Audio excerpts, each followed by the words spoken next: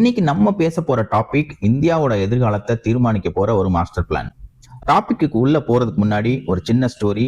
இந்த ஸ்டோரிக்கும் நம்ம பேச போற டாபிக்கும் ஒரு பெரிய கனெக்ட் இருக்கு, கவனிங்க. ராஜுன்னு ஒரு பையன் வடக்கு தெருவில் இருக்கிற ஒரு மளிகை கடைக்கு போய் பொருட்கள் வாங்கணும். ராஜுவோட வீட்டுக்கும் அந்த மளிகை கடைக்கும் நடுவில் இருக்கிற ஒரு தெரு.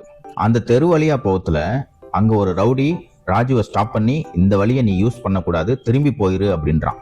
ராஜு மெச்சுவர்டானவன், அதனால அவன் ப்ராப்ளம் பண்ணாம பக்கத்துல இருக்கிற ஒரு 6 வழியா படகு எடுத்துட்டு போய் அந்த மளிகை கடைக்கு போறான். இதான் அந்த ஸ்டோரி. அந்த ராஜு தான் இந்தியா, அந்த ரவுடி தான் பாகிஸ்தான். ராஜு கண்டுபிடிச்ச அந்த ரகசிய வழி 6 வழியா போனான் இல்லையா, அந்த 6 தான் சபஹார் போர்ட். சபஹார் போர்ட் எப்படி உருவாச்சு, அதோட பின்னணி என்ன அப்படிங்கறத பத்தி தான் இந்த வீடியோல பேச போறோம். அமெரிக்கா எதுக்கு இந்த சபஹார் போர்ட்டை நம்ம யூஸ் பண்ணக்கூடாது அப்படின்னு சொல்லுது, அதையும் பத்தி நம்ம டிஸ்கஸ் பண்ண போறோம். நம்ம எல்லாருக்கும் தெரியும், இந்தியா ஒரு தீபகற்பம், பெனின்சுலா. 3 பக்கம் கடல், ஒரு பக்கம் நிலப்பரப்பு. நம்மளுக்கு தேவையான க்ரூட் ஆயில நம்ம யார்கிட்ட இருந்து வாங்கிட்டு இருக்கோம்? ரஷ்யா, ஈராக், சவுதியில இருந்து பெரும்பாலும் நம்ம வாங்கிட்டு இருக்கோம். ஆனா எதிர்காலத்துக்கு தேவையான யுரேனியம், இயற்கை எரிவாயு இதெல்லாம் மத்திய ஆசியா பகுதியான கசகஸ்தான், துர்க்மெனிஸ்தான், உஸ்பெகிஸ்தான் இந்த நாடுகள்ல தான் கொட்டி கிடக்கு. ஆனா இப்ப ப்ராப்ளம் என்னன்னா, இந்த கண்ட்ரீஸ்ட கடல் கிடையாது, லேண்ட் லாக்டு கண்ட்ரீஸ். ஆனா வளங்கள் நிறைய கொட்டி கிடக்கு. இந்தியாவுக்கு அந்த வளங்கள் வேணும். அவங்களுக்கு நம்மளோட பார்மசூட்டிக்கல் ப்ராடக்ட்ஸ், மருந்துகள் மற்றும் விவசாய பொருட்கள்லாம் தேவைப்படுது. இந்தியால இருந்து தரை வழியா ட்ரக்ல நம்ம இந்த பொருட்கள்லாம் அந்த நாட்டுக்கு எடுத்துட்டு போகணும் அப்படின்னா பாகிஸ்தானை கிராஸ் பண்ணித்தான் போய் ஆகணும். 1947 பிரிவினைக்கு அப்புறம் பாகிஸ்தான் நம்மளை அலோவ் பண்ணல இந்த பிசினஸ் பண்றதுக்கு. இதனால இந்தியாவுக்கு பல கோடி ரூபாய்கள் நஷ்டம். இந்த தடையை உடைக்கத்தான் இந்தியா கையில எடுத்திருக்கிற ஆயுதம் ஆபரேஷன் சபஹார் போர்ட். இந்தியாவின் புதிய நண்பன் ஈரான், தி ஸ்ட்ராட்டஜிக் பார்ட்னர். ரோடு வழியா போக முடியலன்னா என்ன, நம்மள்ட்ட தான் கடல் இருக்கு.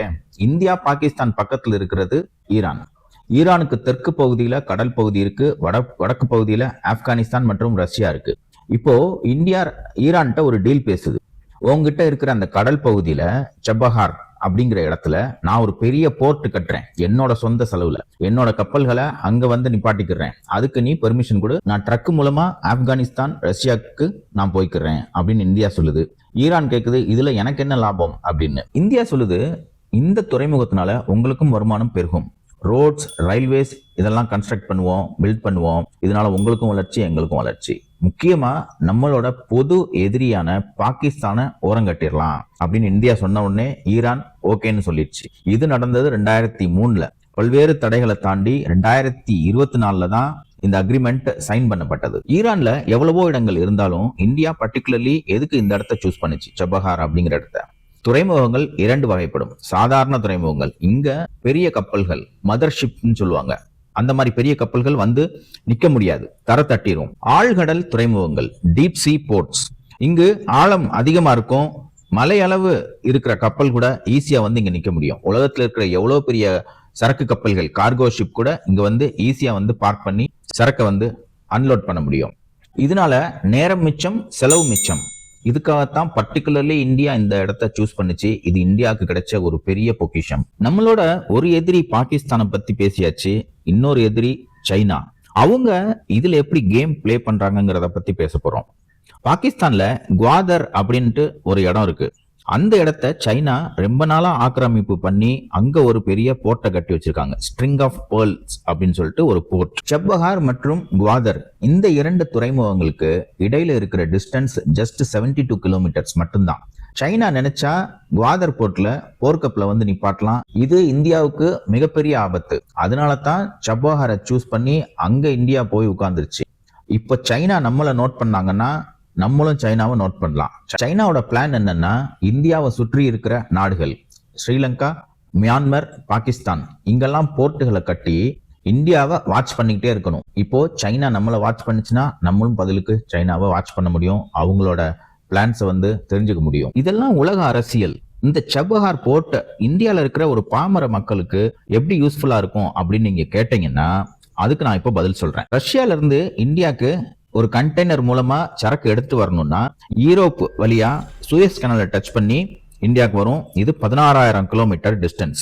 40 இருந்து 45 நாள் டைம் எடுக்கும் இந்தியாவை ரீச் பண்றதுக்கு. இதனால கப்பல் வாடகை, இன்சூரன்ஸ் எல்லாம் அதிகமா இருக்கும். இப்போ சபஹார் போர்ட் ரெடி ஆயிடுச்சு.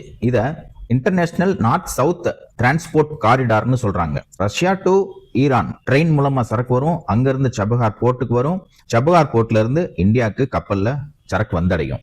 இதுல டிஸ்டன்ஸ் எவ்வளவு சேவ் ஆகுதுங்கிறத இப்ப நான் சொல்றேன். வெறும் 7200 கிலோமீட்டர்ல நம்ம ரஷ்யால இருந்து ஒரு பொருளை இந்தியாவுக்கு கொண்டு வர முடியும் வெறும் 25 நாட்கள்ல. இதனால டிரான்ஸ்போர்டேஷன் காஸ்ட் 30% குறையுது. டிரான்ஸ்போர்டேஷன் காஸ்ட் குறைஞ்சிச்சுன்னா பொருட்களோட விலையும் குறையும். இதுவரைக்கும் இந்த சபஹார் போர்ட் ஹோல் எபிசோட்ல 2 வில்லன்களை பார்த்தோம். ஒன்னு பாகிஸ்தான், இன்னொன்னு சைனா. 3வது வில்லன் இப்ப அடி எடுத்து உள்ள வைக்கிறாரு, அவர் தான் அமெரிக்கா. ஈரான் கூட எந்த ஒரு கண்ட்ரியும் பிசினஸ் டிரான்சாக்சன் பண்ணக்கூடாதுன்னு அமெரிக்கா சொல்லிடுச்சு. ரீசன், ஈரான் நியூக்ளியர் பவரை டெஸ்ட் பண்றதுக்கு முயற்சி பண்ணிச்சு. இது அமெரிக்காவுக்கு பிடிக்கல. அதனால ஈரானோட பொருளாதாரத்தை முழுசா அழிக்கணும்ட்டு அமெரிக்கா பிளான் பண்ணிடுச்சு. அதனால அவங்களோட எந்த ஒரு கண்ட்ரியும் பிசினஸ் டிரான்சாக்சன் பண்ணக்கூடாது, மீறி பண்ணா அவங்கள சாங்ஷன் பண்ணிடுவோம் அப்படின்னு அமெரிக்கா இன்ஃபார்ம் பண்ணிருச்சு. அமெரிக்கா எப்படி சூப்பர் பவரா இருக்கு, எல்லா கண்ட்ரியவும் அடக்கி ஆளுதுன்னு தெரிஞ்சுக்கணும்னா நம்மளுக்கு ஃபர்ஸ்ட் டாலர் அரசியல் புரியணும். டாலர் அரசியலை பத்தி நம்ம ஆல்ரெடி வீடியோ போட்டிருக்கோம், 1,34,400 கோடி அப்படின்னு. அந்த வீடியோவோட லிங்க் டிஸ்கிரிப்ஷன்ல தர்றேன். இது ரொம்ப முக்கியமான வீடியோ, அதை பார்த்தீங்கன்னா தான் சாங்ஷன்ஸ் எல்லாமே உங்களுக்கு புரியும். ஏப்ரல் 2026க்குள்ள சபஹார் போர்ட்டை இந்தியா காலி பண்ணணும் அப்படின்னு அமெரிக்கா சொல்லியிருக்கு. இன்னும் நம்மளுக்கு கையில இருக்கிறது வெறும் 3 மாசங்கள் தான். ஆனா இந்தியா அமெரிக்காட்ட சொல்லிருச்சு, சபஹார் போர்ட்டை நாங்க காலி பண்றதா எங்களுக்கு பிளானே கிடையாது, இதுல நிறைய இன்வெஸ்ட் பண்ணிருக்கோம் அப்படின்னு. உங்க விதிகளுக்கு உட்பட்டு எப்படி நடந்துக்கணும்னு சொல்லுங்க, நம்ம பேசுவோம் அப்படிங்கிற மாதிரி இந்தியா பதில் சொல்லியிருக்கு. பிரிட்டிஷ் பீப்புள் இந்தியாவை ஆட்சி செஞ்சதுக்கு முக்கிய காரணம் அவங்கள்ட்ட இருந்த கப்பல் படையும் கடல் வழியும் தான். அதை இந்தியா இப்போ நல்லா புரிஞ்சுக்கிடுச்சு. அதுக்குரிய உதாரணம் தான் இந்த சபஹார் போர்ட். உலக நாடுகள் இந்தியாவை இப்போ உற்று நோக்கி பார்த்துட்டு இருக்கு.